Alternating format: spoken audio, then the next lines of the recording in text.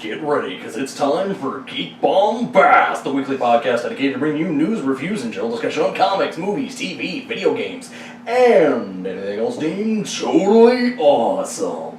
On the show this week is Rod Nunley, Nick Budd, and myself, John Sitton.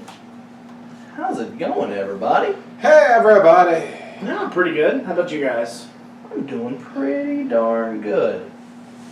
That's good to hear. Yeah. Yes, I. I've just been watching a lot of movies lately. Yeah? Picking up a lot of older movies. I've never seen the Man with No Name Trilogy. Oh, okay. I mean, I've seen Good, Bad, and the Ugly, but I've never seen... That is outrageous. I've never seen Fistful of Dollars and A Few Dollars More. That is outrageous. Those movies are fantastic. Well, and then I was over at my friend's house last night, and he's like, well, have you ever seen the movies they're based off of? And I'm like, no, I don't know. So I got to watch Yojimbo. I watched Yojimbo last night. Yeah. And that Yojimbo is also amazing. The Western remake is pretty phenomenal too. So you know, it's hard to beat Clint Eastwood and sort of the gravitas that comes with him. Yes. But Yojimbo I thought was... It's an excellent film. I was surprised at the humor. That there is so much humor in that film. I mean, I know Kurosawa did humor as well in his movies, but that took me by surprise. Yeah. But yeah, I've been watched that. I picked up Newsroom, so I watched all of Newsroom. I have it on Blu-ray, but I have not watched any of it. I hate both of you. I'm watching all the commentaries. I'm watching all the episodes with commentaries, and I'm loving listening to Sorkin talk. Yeah, my brother gave it to me for my birthday, actually, which awesome. Coming up it's coming up this upcoming Saturday. Yeah. Speaking of time frames, I do want to apologize. If this episode is not up within a timely fashion, I do apologize ahead of time. I accidentally messed something up on our website that I have to spend all night tonight fixing. No excuses, you son of a... Yeah, but also, aside from next week, which is next week Friday, which we'll talk about again on the next episode, obviously, because it will happen, but next week Friday, July 5th, from 5 to, I want to say like 9 p.m., something like that. Trying to pull up the Facebook event page, but we're going to be taking part or participating in a big get-together. RTX is on the weekend of July 5th through 6th, and a bunch of us Austin podcast people, that includes us, the Lounge Geeks, the Beerists, Rage Select,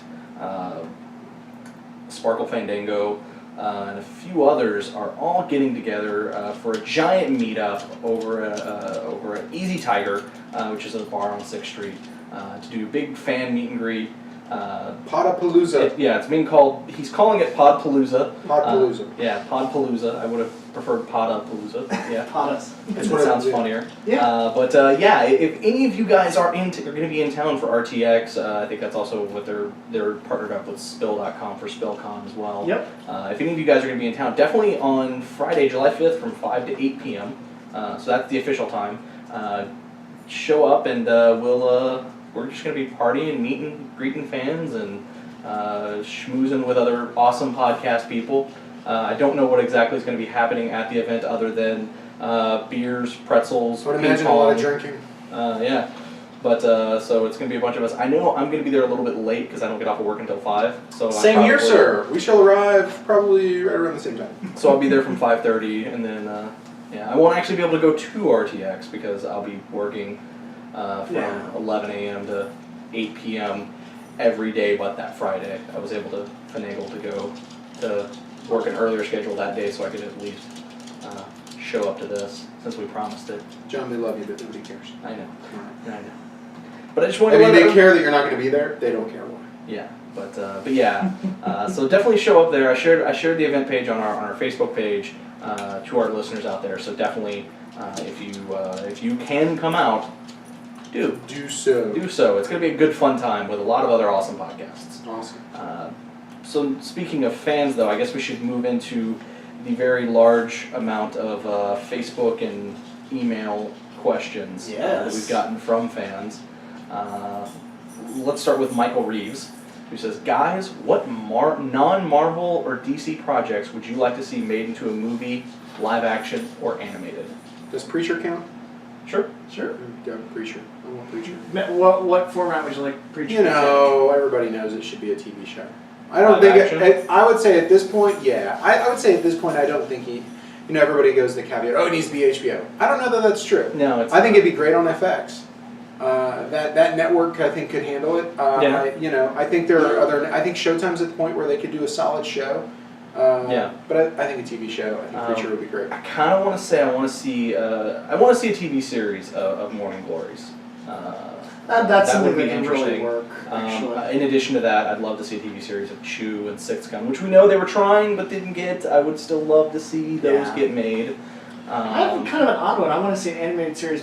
Did either of you guys read the series Godland? Yes. See that as an animated, animated series of Godland? My weird animated thing that I would love, because I know there's been live action adaptations. I would love to see the Parker novels in that style done as cartoons. Yeah, the Darwin Cook, Parker adaptations adapted into... Done as a series of movies? Done as cartoons, yeah. Cartoon movies. The voice? Yes, and every other word is sugar tits. I think that would be really awesome, just because, as we know from the New Frontier, like, animated kind of versions of his artwork is pretty awesome. Yeah. Oh, yeah. So I would love that. Well, and Bruce Timm's artwork in a lot of instances kind of apes his style. Absolutely. So it definitely fits. Now, as far as like movies go, I'm trying to really think of like something that would work as a standalone movie that hasn't already been made. If it was a dream project for me, Suicide Squad on the big screen.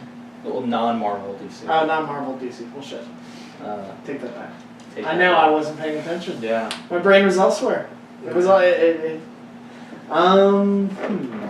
Yeah, no, I'm having a hard time thinking because a lot of the stuff I'm like, I'd prefer it to be a TV series or, I don't know. And then there's some comics that were. Kabuki would be a really cool movie.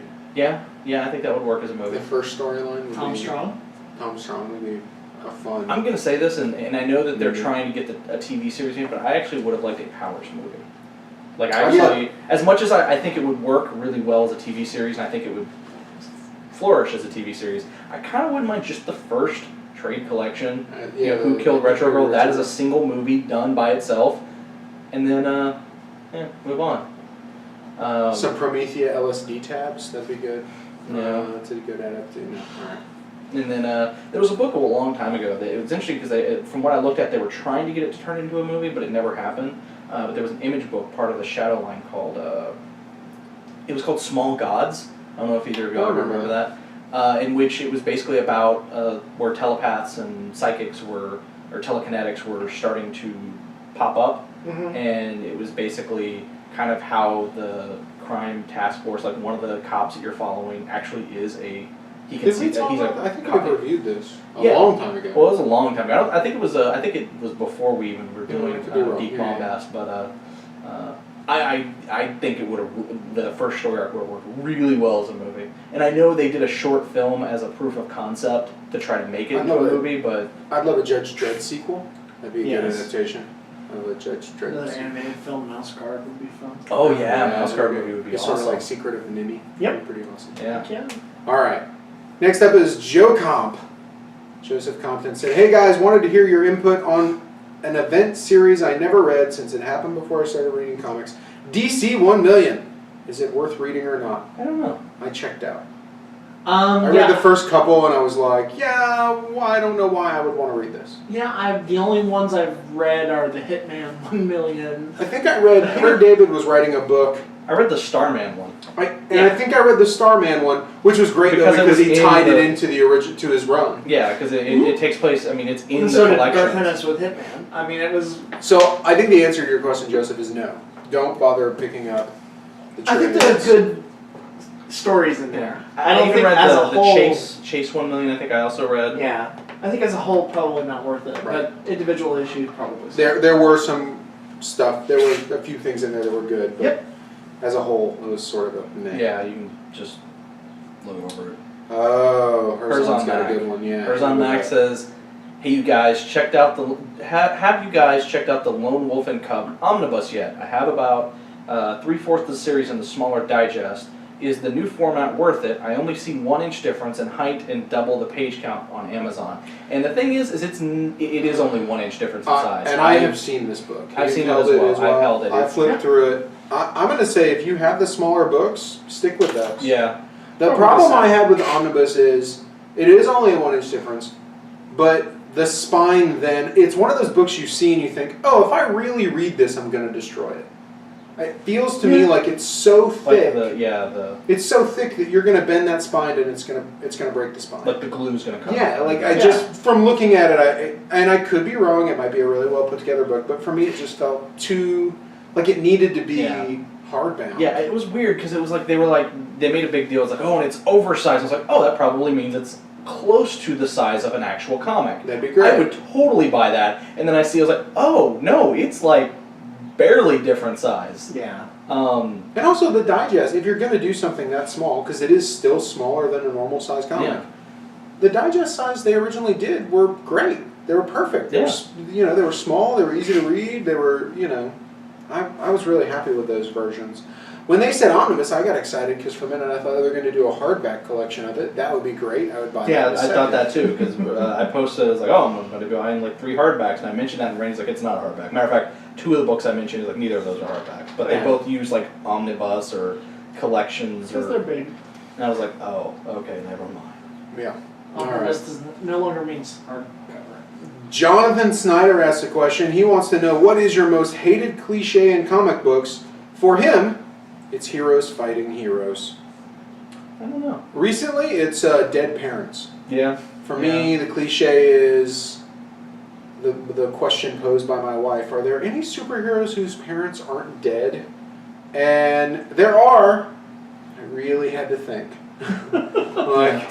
It took some thought. And you know what? Those that are, not A-list characters. No. There's really not an A-list character whose parents aren't dead that I could think of off the top of my head. Though there are heroes that their parents are dead, but their death isn't tied into them. Sure.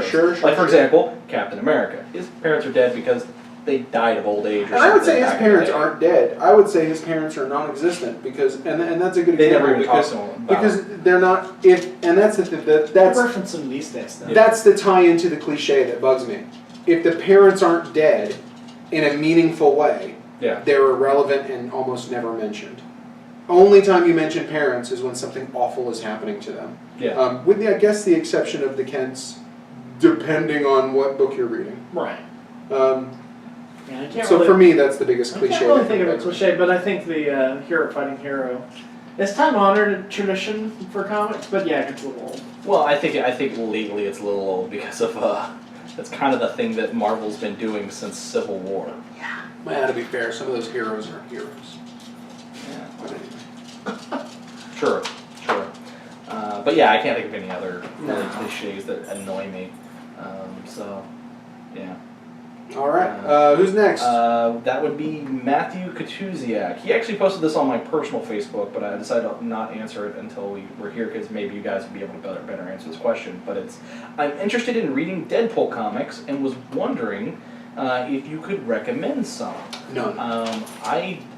If you could, they're not collected in any way, shape, or form, but I would definitely say if you can get your hands on any of Gail Simone's run of Deadpool, buy them because they are hilarious. Or her Agent X stuff. Yeah, her Agent X stuff because it ties in. If you don't want to hunt, the current run is pretty fun. Yeah, that's the best. And also they've got Deadpool Classic, which is the Casey. Deadpool Classic, the problem is Volume 1 is all the Liefeld stuff, so you gotta skip to Volume 2, I believe, before you get... Well, I think the last issue of Volume 1 has some of the good stuff. But the Liefeld stuff is not awful. Yeah, I mean, it's not a slog. It's fun to see as involved as well. Yeah. It's not. I agree. It's not horrendous, but it's not classic Deadpool. It's a different character.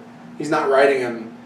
It's not as silly. Right. No. The Gail Simone stuff, I think, is the strongest recommendation for sure. It's just I wish they would collect it. Yeah. No. We'll probably never see that collected. No, probably never. All right. And Jose Rivera sent us 2 very large emails. That's all right. We're gonna skim it down a little bit. Skim down, so kind of talk about things here. And what's funny is the stuff that you got is already paraphrased. Yes. That I sent to you guys. All right. Don't give me any crap. We like his emails. No, we do love his emails. But he says, so Man of Steel's out. We know we're going to get a sequel. We know a Justice League movie is imminent. But my question is, where do you think it should go from here? Should we go directly into another Superman film and then branch off into 2 or 3 DC character films before we get Justice League a la the Marvel and the Avengers, or should they try something different? In regards to that, I'm going to say what we're going to get is we're going to get them doing Superman and then they're going to do Justice League. Because they're already saying Superman's going to be coming out in 2 years or in a year? Year. In a year from now? I guess for 2014. Yeah, and then Justice League is 2015. Yep. They've already stated, so we're going to get these really, really quickly. I'm okay with that. And Zack Snyder and David Goyer are going to be doing both of them. You can hear me whimper a little. We talked about this. I know. We talked about this before the show started. The one real massive misstep I think they made is the darker tone of the Superman movie is going to put a darker tone across everything, and that I think is a misstep. If you look at dark. If you look at the core, if you look at the Avengers movie, they made a lot of changes. There are lots of things that are different from the comic book. Mm-hmm. But I think we can all agree that the core concepts feel right. Mm-hmm. Captain America feels like Captain America. Yeah. Iron Man feels like Iron Man, so on and so forth. The misstep they made with Superman is they made him darker, and that changes the core. It doesn't feel like regular Superman. It feels like Man of Steel Superman, which is fine as a standalone film. Yeah. When you start integrating other films, it's going to cast So a pall over the rest of the films. When they eventually get to Justice League Dark, they're going to have to change that title. Yeah. Justice League Darker. Yeah. No, they didn't Die Hard. And then he does say that he had another question, which is in regards to Green Lantern. Do they keep Ryan Reynolds or start from scratch and find a new Dear Shield? God, check them out. I bet they start from scratch. And if they start from scratch, who should it be? Should it be Hal, Kyle, or Guy, or John? They'll probably choose Hal because that's the one they think. But I think they should go with John. I think they should go with John. I think there's a decent chance they'd go with Jon Stewart. I hope I'm wrong. I mean, Hal's the one that everyone Not the thinks black of. character, but the comedic actor from The Daily Show. Oh, I think they'll use him. Yeah, with the play white Hal hair Jordan. on the side. Yeah, he totally He's going to fits. play Hal Jordan. It's going to be great. He's going to be the... It's going to be a little Jewish. So we're going to see a crossover, because it doesn't... Yeah. I think Jon Stewart would be fine. Actually, you know what? He won't be Hal Jordan. He'll be Alan Scott, and because Alan Scott's a reporter, he's technically a reporter. Oh, we're reaching. We're reaching. We're reaching. And that's when Steve Colbert comes in with the Captain America shield.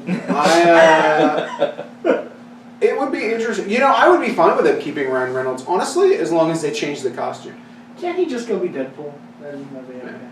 No, and they just miscast him. He would have been better as the Flash. God, he's great. Yeah, he would have been perfect as the Flash. I mean, he's going to be doing the voice of, what is that new Disney, or not Pixar or DreamWorks film, I don't know which one it is. It's called, it's basically he's playing a snail who gets superpowers that can suddenly go super fast. I think that's a DreamWorks movie. I think it's a DreamWorks, but I can't think of what it's called. Right, but he's doing the voice of the snail that gets super speed. He becomes the Flash. And he essentially becomes the Flash.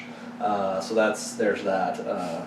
All right. But then what else we got here? He goes, in regards to the last episode, he did mention Superman Unchained, which he was like, I'm with you guys. It didn't blow me away. I love Scott Snyder, but his biggest problem was Jim Lee. He felt Snyder's story is going to be bogged down by his art.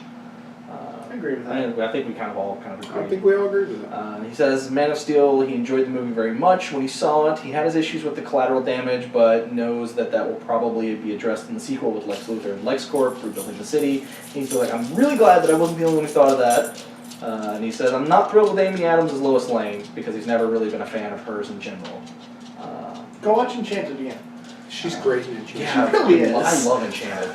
That was the first movie I bought where other people saw me buying it, or just gave me these look of why, and I'm like, it's a fucking awesome movie. Yeah. That is the actual proper response in order when you buy that movie. It is a pretty funny movie. Yeah. He's like, he also enjoyed Krypton being different from the Donner films. He said his biggest complaint is David Goyer. He's like, I've liked the guy's writing. Even Domestic Toys is a good movie. Or Demonic Toys, not Domestic. Demonic Toys is a good movie. But when it comes down to superhero movies, I'm noticing that he has a pattern of telling origins in flashback, destroying cities, and killing the villains in the end. I know he's probably going to do the next one and the Justice League movie. He is. But really, could we get someone else? Because... Hold on, wait. I don't think that's a fair assessment. That's most comic books. Yeah, true. I mean, if you're introducing a character, you got to do the origin. The flashback thing, okay, I'll give you that. But I thought the flashback thing worked. Yeah. Yeah. I mean, it wasn't a detriment. I think it really comes down to his quality as a writer. I don't think he's there. Yeah. He's got a lot of hype. Yeah. But he does say he's looking at the Snyder-Goyer collaboration much like the DiDio-Johns-Lee problem of they're only putting in what they feel is cool rather than telling the best story possible. And I can actually see that. I can see that as well. Actually, it's gonna be an interesting couple of years. We'll see what happens. Yeah. We'll definitely see what happens. But that's all the comments and questions from Facebook and emails that we got. Thank you for writing, everyone. Yes, we do appreciate it. We asked you for more. Yes, and definitely come see us at the Podpalooza thing if you're in town. And I think news. Yeah, so let's do some move news. on. All right, I got those 2 news pieces up. I'm ready whenever you guys are. Okay, I don't have them up, but okay. I have them. Okay, so we got a little bit of a short news segment. I think we only got like 2 news items. Only 2 news items. Yeah. But they're interesting. They're good ones, I think. So, first one is an exclusive to Deadline.com. We all know that intellectual property is a precious commodity in Hollywood, and now comic book company Boom Studios is adding more original properties to its catalog. The award-winning comics and graphic novel publisher behind Universal's Two Guns has acquired Eisner and Harvey award-winning indie label Archaea Entertainment, which will live on as a Boom imprint. It established in 2002. It's known for graphic novels Mouse Guard, which we love, Tale of Sand, which we loved, Rust, Spura, Cowboy, and Gunner Krigg Court. Also, now those throw in Killer. Yes. Oh God, yeah, the Killer is fantastic. Yeah, love Killer. The French assassin comic. Yeah. So now those titles join the fold at Boom, which aims to start nipping at the heels of WB's DC Entertainment, Disney's Marvel Entertainment, as the largest independently controlled comics and graphic novel library in town. So there you go. Smart move on Boom's part. Smart move, yeah. There's some good stuff at Boom. Or at Archaea, whatever. Yeah. That place. No, I think that just gives them a much broader catalog and... And a perfect answer to the earlier question, boy, Killer would be a great show. Oh yeah, I would watch the hell out of Killer as a movie or a TV show. Yeah. That would be fantastic. Yeah, they'd probably have to change the name of it, because I think there's like a slew of movies all called Killer or The Killer. They'd call it Le Killer. Because it's French. Yeah. But, right. Yeah. Super exciting. And in big news, This is huge news. It's also sweet karmic wunderbar news, I think. Yeah. Microsoft has announced, in an almost unprecedented full reversal of its controversial digital rights management features built into the Xbox One, the console launching later this year will no longer require online connection. Need to ping the Microsoft servers every 24 hours to hang on to life. It will also now play discs like any regular console and no longer place restrictions on trading games. There will also be no regional restrictions. The sharing of games will work as it does today. You will simply share the disc. Downloaded titles cannot be shared or resold, said Xbox Division President Don Matrick. Also, similar to today, playing disc-based games will require that the disc be in the tray. In that sentence is from the Land of the Obvious, by the way. Yeah. Well, the reason for that is because previously you put the disc in, you installed it to the hard drive, you took the disc out, and the disc didn't need to be in there to play the game. That was what they were saying. Now, what I love about this is at E3 they're like, we cannot turn this off. The entire system is built around this. If you were to turn it off, it breaks everything that the system does. It can't be done. We cannot turn it off. That's why this is a wave of the future. And then now it's like, hey, we flipped the switch. And people online have now, because previously it was referred to as the X-Bone, or that was the nickname. Now the nickname of the console is the Xbox 180, because that's what they've pretty much done with their entire. Gotta love the internet. You know, it just goes to show. But am I right that it is now a region-free player? Yes. So you can buy all your British DVDs and Blu-ray. Yeah. Well, I don't know if it DVDs or. I don't think. I think it's the games. I don't. Region. And I don't think Blu-ray players have regions. They do. DVDs They do. Blu-rays have a smaller region code. I think it's broke instead of it's US and everyone else. I think there's mistaken. like 2. Fair enough. But yeah, so it's It's crazy. Now here's the thing, and here's and I'm gonna say this, and I'm actually happy that they did this. I mean, I was gonna buy an Xbox One regardless. So I mean, it's the fact that now I don't have to deal with all this. I'm happy, but mostly for comedic reasons. Oh yeah, no, it's hilarious. It's just funny. Now I think you'll end up buying one too. I think the biggest thing though is that I think they could have gotten away with what they were planning on doing initially if they had just told Don Matrick to shut his fucking mouth. Because in all honesty, he was the one that kept saying things that he shouldn't be saying. Everything that was being reported as an executive saying that was pissing fans off, it was Don Matrick. Every time someone would say something, how something works, it was Don Matrick. Don Matrick was like, oh, well, we have if they can't get internet, we have a product for them. It's called Xbox 360. No, get him to shut his mouth, don't let him talk to people, and then come up front and go, okay, this is how it's going to work, and this is why it's going to be awesome. We understand your fears, but this is why it's going to be awesome. Now, they didn't do that at E3. They just said, no, we don't care what you're saying. It's going to be awesome, and you're just going to like it, because we're Microsoft. And that's where people got pissed off at them. So at this point, as a business decision, they have to do that. They have to be this. All right, because people were selling their Xbox 360s, people were buying more PS3s, people were pre-ordering PS4s and not pre-ordering Xbox Ones. Yeah, I'm sure they got the pre-order numbers and went, oh shit. Yeah, and so as a business decision, they went, okay, hey, this needs to be fixed. Unfortunately, we're losing a couple of neat features that would have come from the DRM thing that they were going to be doing. Yeah. But now we're not getting those, and I don't think we're missing out on anything too much, because even apparently new word has come out that a lot of those features that can only work under that previous DRM console version is that they're not as awesome as they were making them out to be, according to what some people were saying, sources were saying, is that they were hyping it a little bit too much to try to make it seem relevant. Or to justify it, when in actuality it didn't work the way they were saying it was going to work, or at least it worked, but not in the way they were implying. It worked the way they were saying, just not the way it was implied about how it would be so awesome. Yeah. Like the having 10 friends and being able to share the game with your friends. Like they implied that if we were all in an Xbox One family, like 10 people, and I could buy a game and then I could essentially loan it to you, Nick, and you could play it. Well, what it turned out is that you could play 30 minutes of it. And after that, you'd have to actually buy the game. Quite the same thing. Not quite the same thing.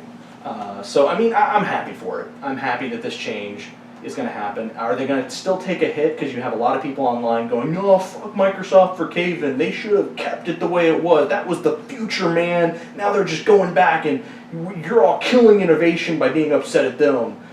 You're going to have some people who are pissed about that. This is a situation where Microsoft can't win either way. Yeah. I'm happy for it. I'm okay with it. I would have bought it either way, so even if it hadn't happened. So there's that. Is that it with news, or? That's it, man. I got nothing else. All right. Then I think we're done with news. Yeah, I was going to say to you. The Winter's not gonna like this, Yogi. The Ranger can go fuck himself, baby. Alright, so we're gonna start with Oz the Great and Powerful, then we'll move into World War Z, then we'll do Age... I thought he was recording. No, I'm not recording yet. Then we'll do Age of Ultron, Wild Blue Yonder, Demeter, Robin, Batgirl, Superman, Batman, and then end with the Golden Age Omnibus book. Does that sound good, or do I need to break it up a little bit more, because I know we have a few that are grouped together. Good. Let's do it. All right.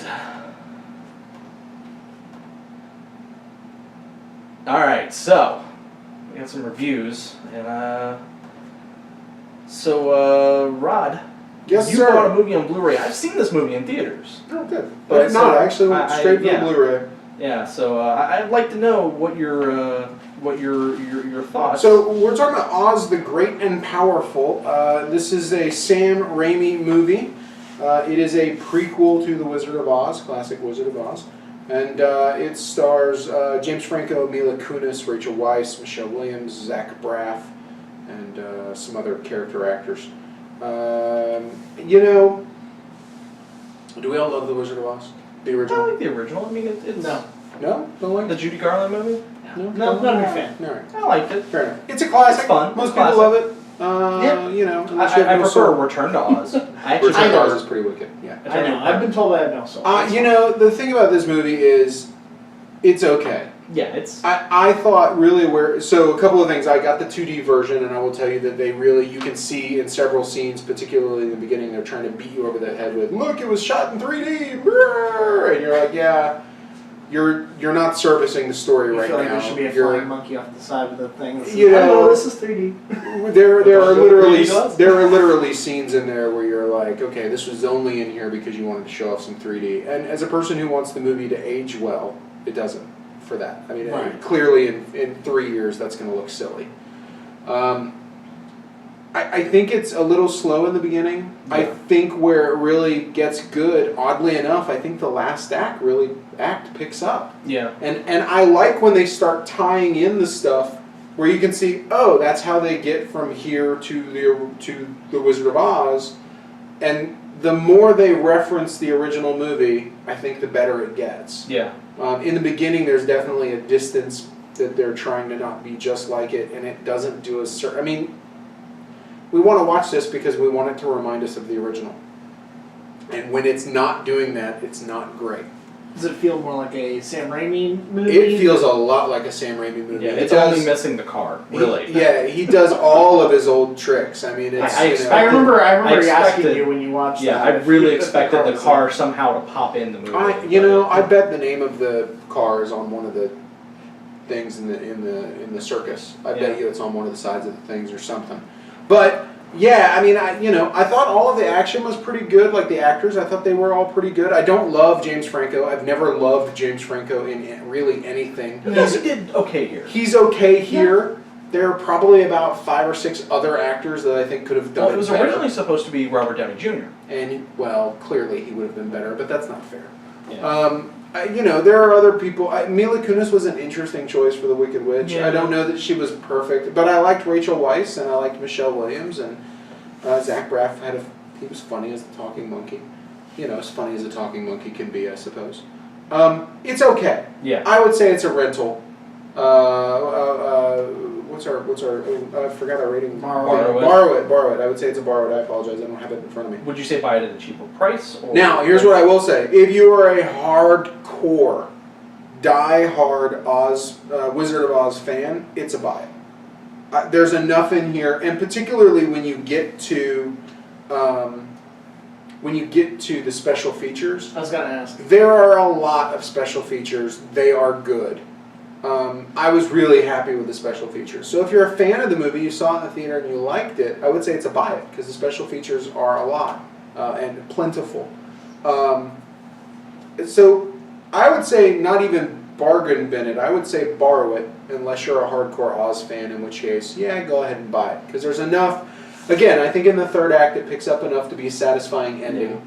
Yeah. And I think the special effects are really cool. I like the look of the film. I know the movie got a lot of backlash because essentially the plot of the movie is no one can do anything without a man's help.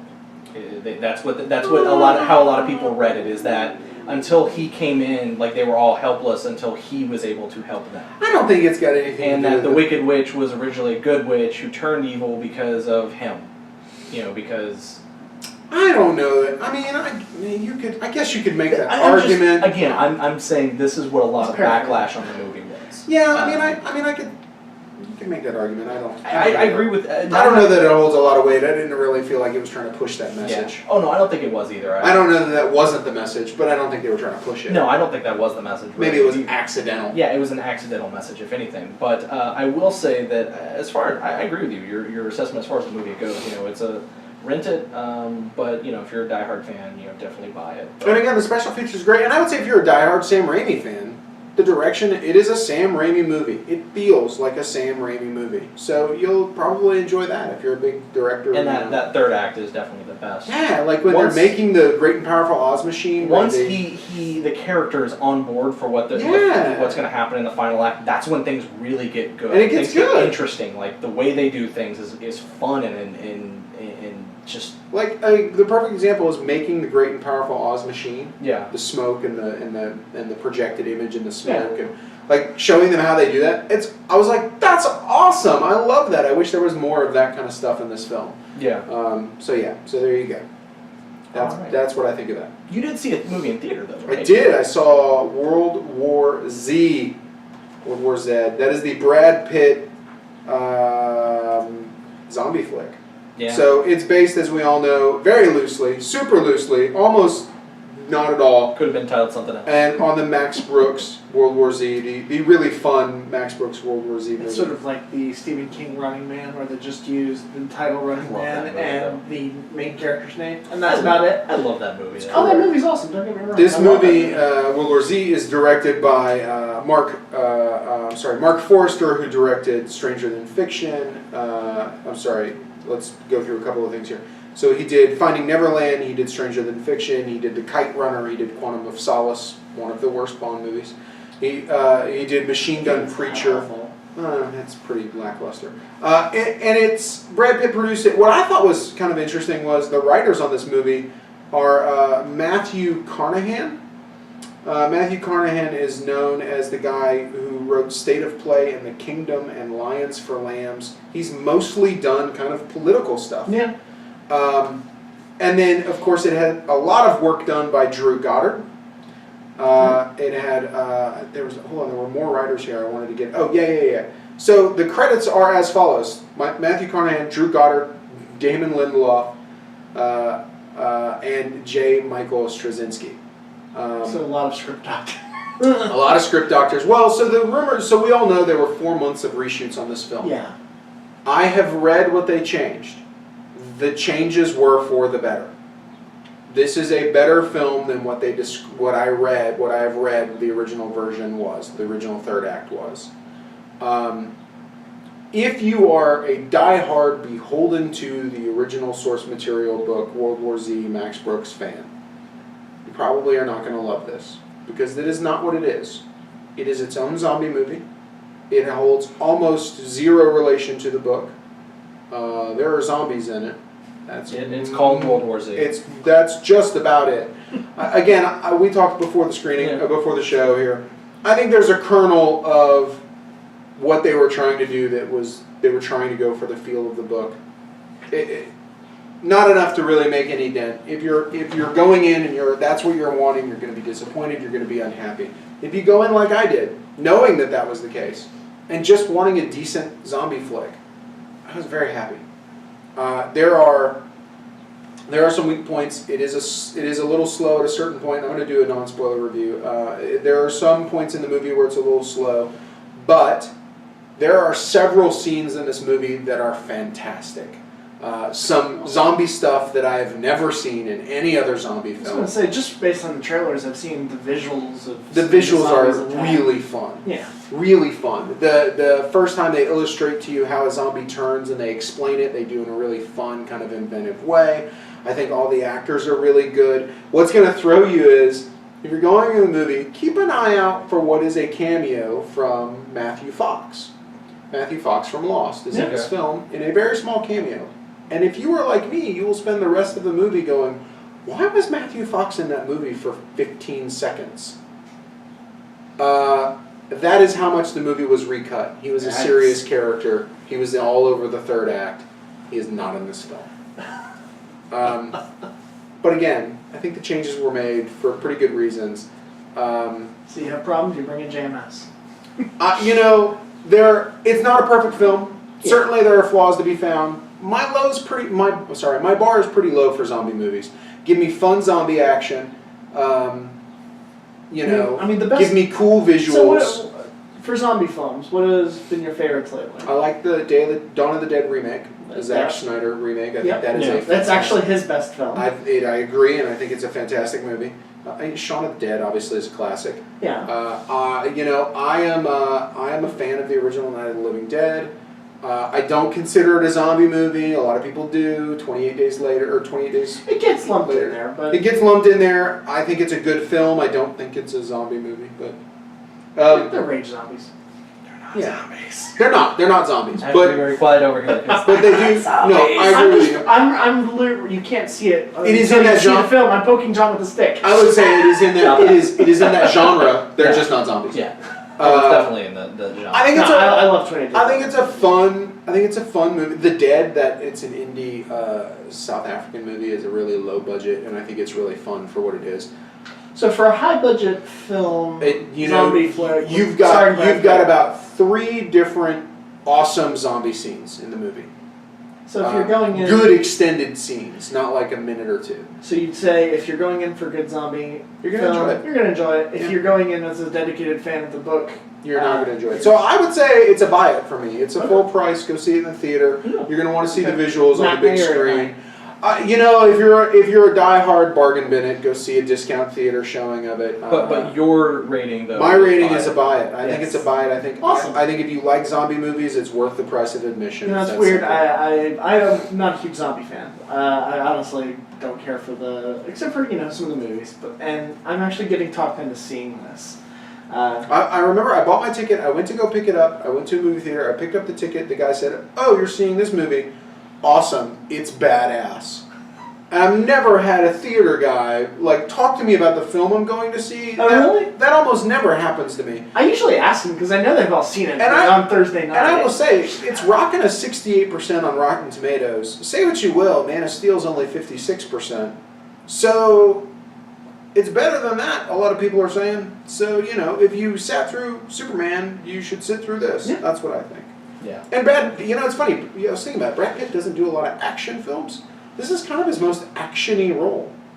If you think about it... Mr. and Mrs. Smith? Okay. Yeah, that's still his most action-y role. That's a straight-up action film. Yeah. But he doesn't do a lot of action films. The only other one that I can think of is Spy Game, but that was more just spy stuff. A thriller. It's a thriller, yeah. Good movie, though. I love that movie. Yeah. Robert Redford is a spy. I'm in. Yeah. So yeah, for me, I'll buy it. All right. Let's move into comics. The rest of the episode, this is all comics. Nick, you read Age of Ultron number 10. This is a very special thing. This was polybagged. This is really... It was black, polybagged. Wow. So Age of Ultron was the one that had the foil cover, right? Yeah. So it's total 90s. It has gone from the first issue, which was foil cover, to the final issue just being a regular comic book polybagged. So it has actually run the gamut. Wow. But and just as an aside here, I thought it was hilarious. People buy variant covers. People love variant covers. Of course. The variants were polybagged. You could not see the variants. Oh, so could you tell the difference between which ones were variants? It said on the cover. It said Max Brooks variant, and I'm just like, I had a customer I can't see the cover of my book because I can't open it. It's going to devalue it. I'm like, yeah, that's just how it rolls. Yeah. I felt bad. I mean, Marvel is... There's a reason I did not buy any of the Age of Ultron stuff, because I can't gimmicks. Yeah. That turns me off. Here's my thing. Marvel, big events, they do them. Avengers vs. X-Men I bought into. Oh, no, same here. So, I mean, it was decent. Solid story.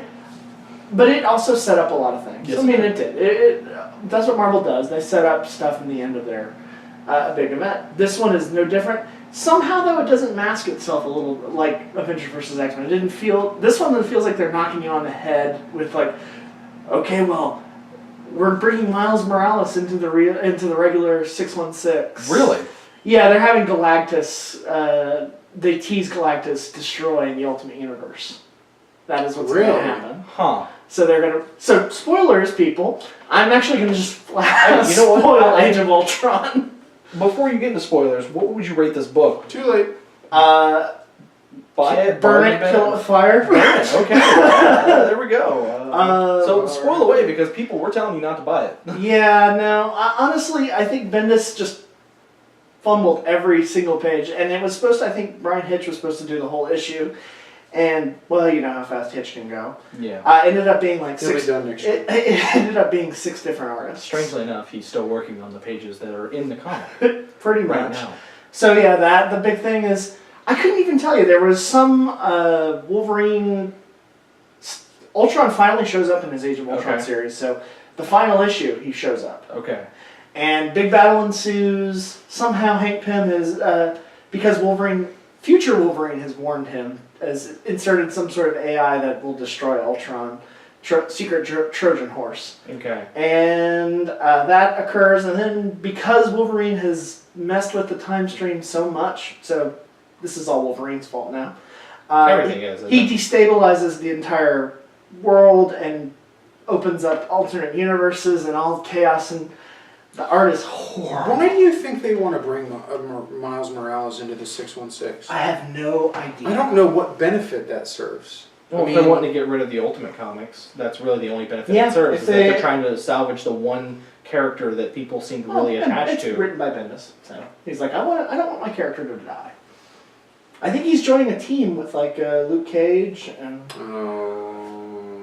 black superhero team. That is the rumor I've heard. Racist. They're gonna give them all skateboards. If Night Thrasher is in there, I'll be happy. Yeah. I liked Night Thrasher. But seriously, I couldn't tell you beyond what I just joke to the infamous I know internal Marvel. I just saw the chance to bring up Night Thrasher and I had to do it. Hey, no, he was part of that in Memo. So. Yes. Now, honestly, beyond that, and it felt just kind of more set up than anything. They show Angela. She shows up riding a giant head that's bleeding through the cosmos, and she's all pissed. That makes sense. Yeah, sounds awesome. I have no idea why she's there, but apparently Wolverine brought her in somehow. It was like the Superboy Prime Punch.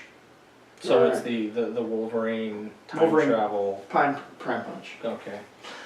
I feel stupider having heard this. But so this is actually going to be part of the Marvel. Yeah, Angela is going to be joining. So this story took place in the future. So it all comes back to the past. It comes back to the present time, sort of as Ultron shows up in the body of a Space Knight. Okay. Which I thought was okay. That was a nice little nod to the Space Knights. Well, they did have there was an Avengers issue where they found a Space Knight and it was controlled by Ultron. I'm sure that's what Bendis wrote. Then that is exactly what this is harkening back to. Okay. That they time travel back to that point or something. Okay. And yeah, and we get all these people. I know Angela's joining Guardians of the Galaxy, and Neil Gaiman is going to be writing it. So that'll be interesting. Weird. Well, it's his character. Yeah, sure. Why not? Yeah. So yeah, burn it with fire, please. All right. Well, I do want to talk about a book here. It's from IDW. It is called Wild Blue Yonder. It's the first issue of this series. I purchased it digitally, as I tend to purchase a lot of my comics lately. But it takes place in the future where we have made Earth so Yeah, kind of. But it's like we've made Earth so inhospitable that people have created flying blimps or airships to live above in the sky, which is the only place that's not polluted, essentially. So let's go live in the one form of air transportation we decided a long time ago was going to completely fail and we shouldn't use anymore. Essentially, the rich live up in the sky and the poor live on Earth, mining the Earth for whatever natural resources it still has, so that they can power these giant space or sky ships. Isn't there a movie coming out like this? Oh, I don't know. Elysium? That's on another planet. Yeah, that's Elysium is people on Earth, but they move to the moon. Fair enough. In Elysium. But kind of similar take here, and people are kind of working on the ground, hoping to one day be up in the sky. But the thing is that this all revolves around a ship called the Dawn, which apparently is powered by solar power. It's powered by the sun, so it never needs to refuel. So the big bad... basically the big bad guys of the group, the people who've kind of taken over the skies. Are they space pirates? No, they're kind of like sky pirates. The crew of the Dawn kind of feels like sky pirates essentially, but they're on the run from a man known as the Judge, who's kind of like the mayor of a series of ships that are all together. That they're looking for the Dawn because they want to figure out what makes the Dawn work, the technology, because it's the only ship that has that technology. No one's seen it, no one knows how it works, so they want to capture it so that they can then install whatever makes it solar powered on their ship so that they don't have to keep refueling from Earth. So it's kind of about the crew of the Dawn trying to escape. It's a neat concept. Yeah, and the way they go about it is it kind of starts off with one of the main character who is a female pilot who's looking for a new gunner because the previous one died in a skirmish, and you get a new character kind of coming in, so they have to explain everything to him so that they can explain it to you, the reader. It's very much set up, I will say. In this book, it is pretty much all set up and no real... Like, the meat of it doesn't really get explained of what the driving force of the story is. I kind of agree with you that is a new trend that we're seeing more and more, and I don't know if I like it. I mean, I love that comics do a lot of world building. Well, yeah, and it's because it has to build this world. They kind of have to do it, but at the same time, I think it could have been handled a little bit better, because, I mean, I want to say it's 1, 2, 3 or 4 pages before we even main character of the book shows up, because it's basically a bunch of pages of explaining the world, and that's not a bad thing though. I mean, I think I'd give this book a buy it, because it's well written, it's entertaining. I really was engrossed in the story. I want to know more about these characters. The art in it is fantastic. Who does the art? I was flipping through it myself, and at the shop, and I can't remember who it was. So the story and script is by Mike Racht, Raicht, with story and art by Zach Howard. Also on story is Austin Harrison. So it's relatively unknowns, and this is through IDW? This is through IDW, and I really dug it. I kind of like that sky pirate kind of, or whatever, battle in the sky. I like, there's guys on jetpacks. And well, I mean... And to these the blimps and all the other things that they utilize, are they cool looking? I assume. Yeah. Oh yeah. No, they're all cool looking. They all kind of have a retro flair to them as well. So sort of steampunkish. As a fan of Tom Strong, I approve. Yeah. No. Yeah. No. It definitely has it does have a kind of a retro look to it. In addition to that, and I think it's really cool because you have these. You're flipping through this, and in my head, I can just see these panels translating so well to animation. Oh yeah, definitely. I'm just sitting here like, oh, that would look cool, and oh my god, there's something blowing up, it looks neat. And I think it's really cool, like there's just one character who's like he's basically this guy who has a jetpack, and whenever the carrier is under attack, basically there's 2 groups of people that go out. There's airplane people with gunners in the back, there's a flyer with a gunner, and then there's people with rocket packs, who they go in like battle like hand to hand kind of in the sky. And there's one guy that his weapon is an axe, a hand axe. And it's literally, like his character just is cracking me up, because at one point his axe gets stuck in the person that he was fighting, and it happens. and it rockets off, and he refuses to let go of his axe, so it basically is almost going to kill him because he doesn't want to lose his axe. And it's my lucky axe. And that's exactly what he says. He goes, "I really like this axe. It's my lucky axe." But it's really good. It's a lot of fun. There is blood. There is a little bit of a little bit of gore. And it sounds like there's a good sense of humor. It does have a good sense of humor about itself, and it's a lot of fun. And you know what? This just based on the first, I could easily see this turn into a movie or something like that. I don't think it needs to be. Right. But I think.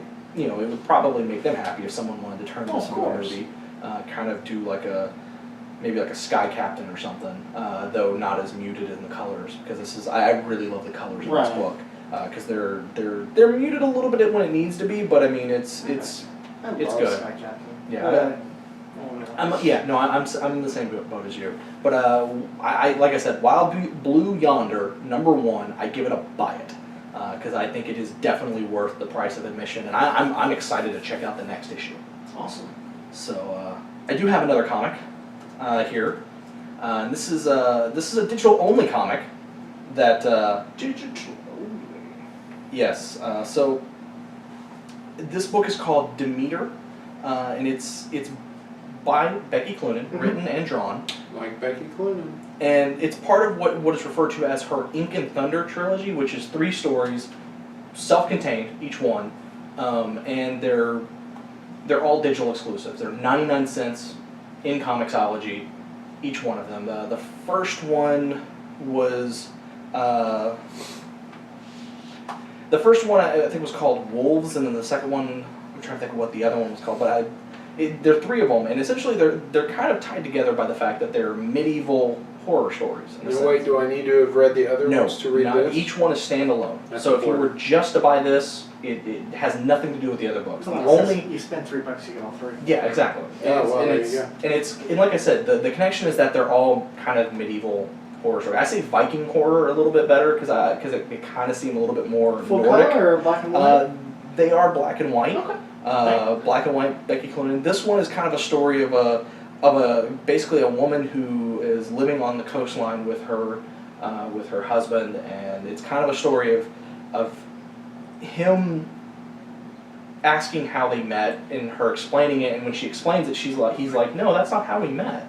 And she's like, yeah, it's like, no, the other story. Tell me the other one. And she kind of explains a completely different scenario on how they met, and it kind of leads you to kind of believe that they have met, and that he went out to sea at one point and didn't come back, and that she may have done some type of ritual or something that brought him back to her at the price of, I think, like his memories or something like that.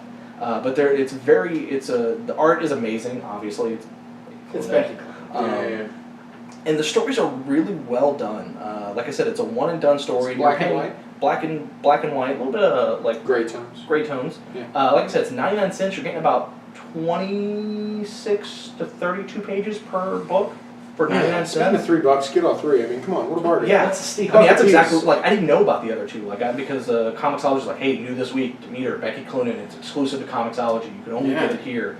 And I was like, oh, and I look, it's like, oh, they're only 99 cents. Oh, there's 3 of them, and they're all like 30, 20 some odd pages a piece. They're more pages than an actual comic, and there's no ads. And I'm just gonna buy all 3. So what's the rating on this? Oh, this is in all honesty, if I could, I'm gonna give it a bombastic seal of approval on this because literally there's no reason you should not allow this because you almost asked for permission. You almost asked for permission. Yeah. We'll totally allow it. No, this is, I mean, especially if you kind of like the gothic horror. I mean, they kind of all feel like they have kind of the similar pattern.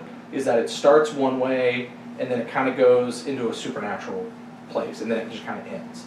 I mean, there's more to each story. As any good story, always leaving you wanting a little bit more.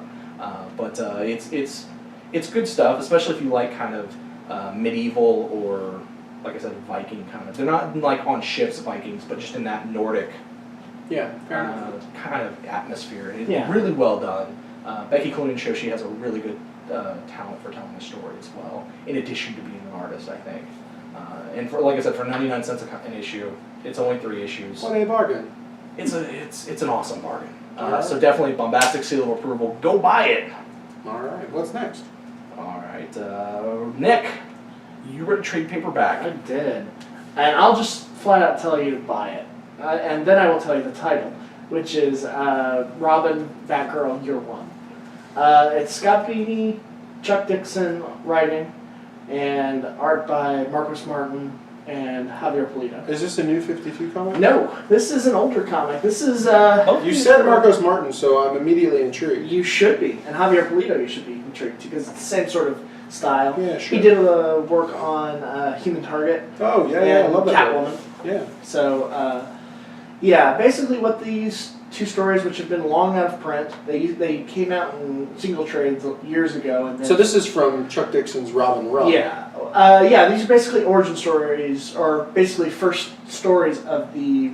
they were released as miniseries, if I remember correctly, just called Year One. Yeah, they're Dick Grayson stories. Yes. Okay, I know these books. I know these books well. I didn't realize this collection came out. This is fantastic. These are fantastic stories. God, that's Marcos Martin. That's crazy. I can picture the covers in my head. The Batgirl is Marcos Martin, and Javier Pulido did the Robin stuff. Yeah. That's great. They're just amazing stories. They skew a little on the dark side at times, but they never go too dark. So, but yeah, they're fun. You get to see Dick Grayson being a kid and sort of intermingling with the public high school kids that he's going to, and he fights Mad Hatter and Two-Face. Batgirl takes on Firefly and who's the Moth? Is it? I don't remember his name. The Moth.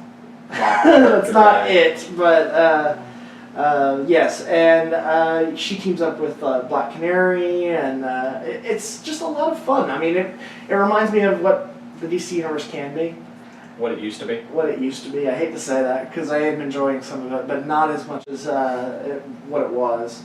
And Chuck Dixon writing anything having to do with the Bat universes, you always get his best stuff. Oh yeah. And honestly, the art is the main ticket I bought it for. I mean, but just that these have been out of print and we finally get them on the shelf again. And they're combined together. Yeah, it is combined together into one giant volume for $29.99. That's not bad. No, $15 a trade, essentially. Yeah. Completely worth it. So, yes, buy it. Buy it now. No, there is something else that you read. You also brought it over, and I got to read a little bit of it as well. This is the new Superman Batman #1, the new 52. It's called Batman Superman. Oh, it's called Batman Superman. They did the reverse. Oh, okay. Because we can't, in the new 52, we can't copy. Well, and also the new 52 Batman is obviously more important than Superman. Of course.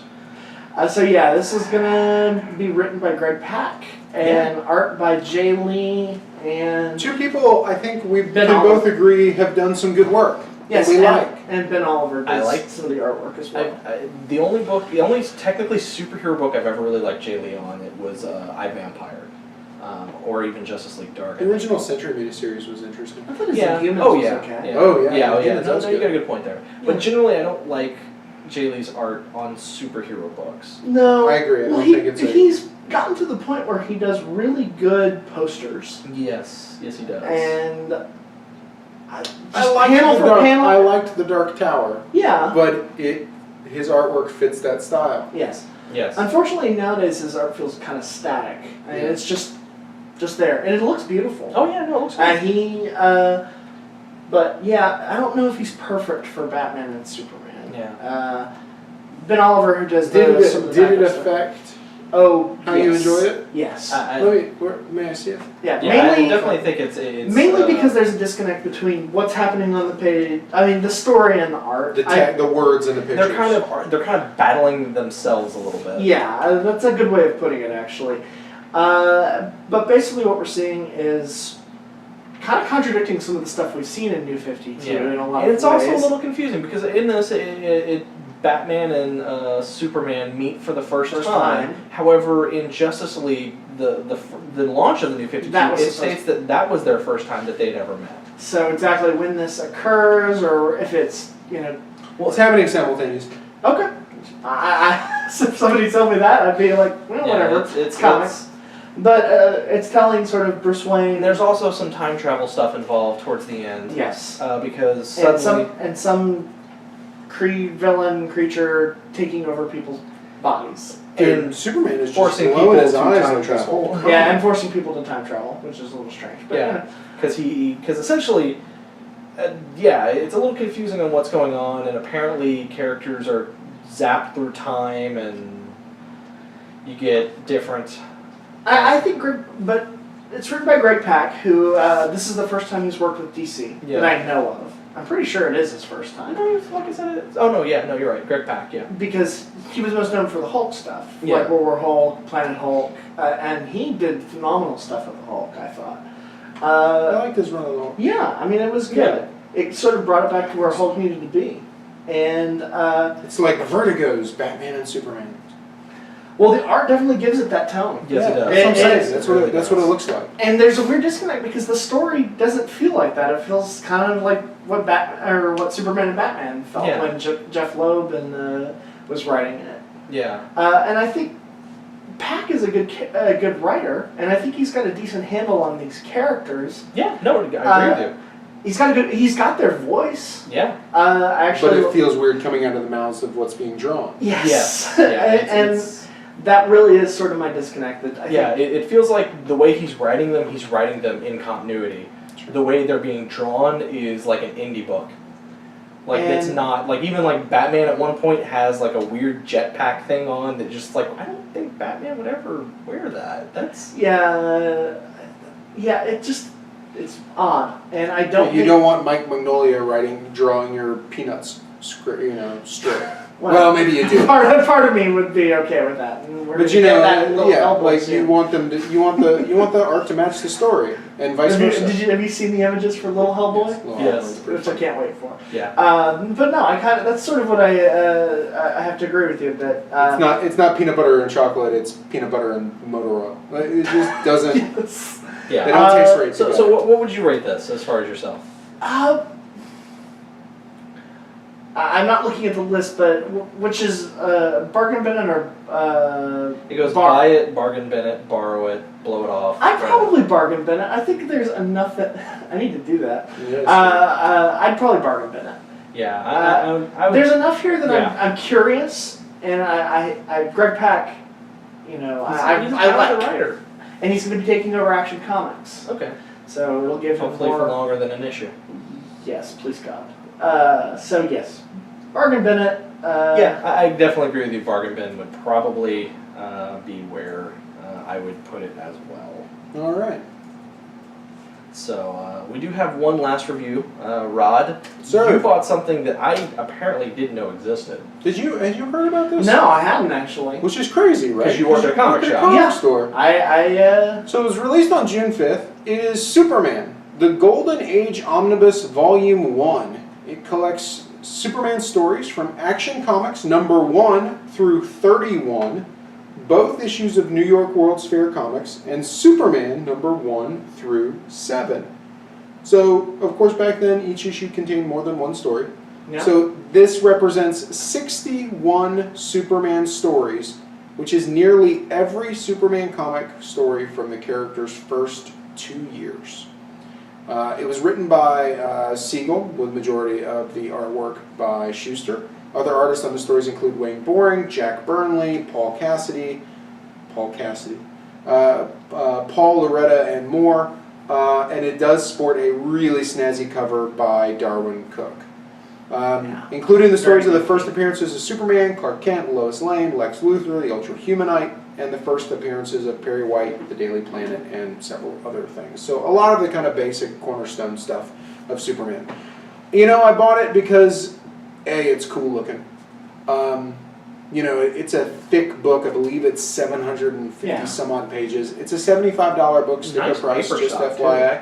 The paper stock is great. It's a nice thick print that holds the color really well. The reproduction of the original comics is really the good. reproduction is great. There's an introduction by artist Jim Steranko. That's really it in regards to the special features. So don't expect, it's of an age. There's not really a lot of bonus content. And by that I mean none.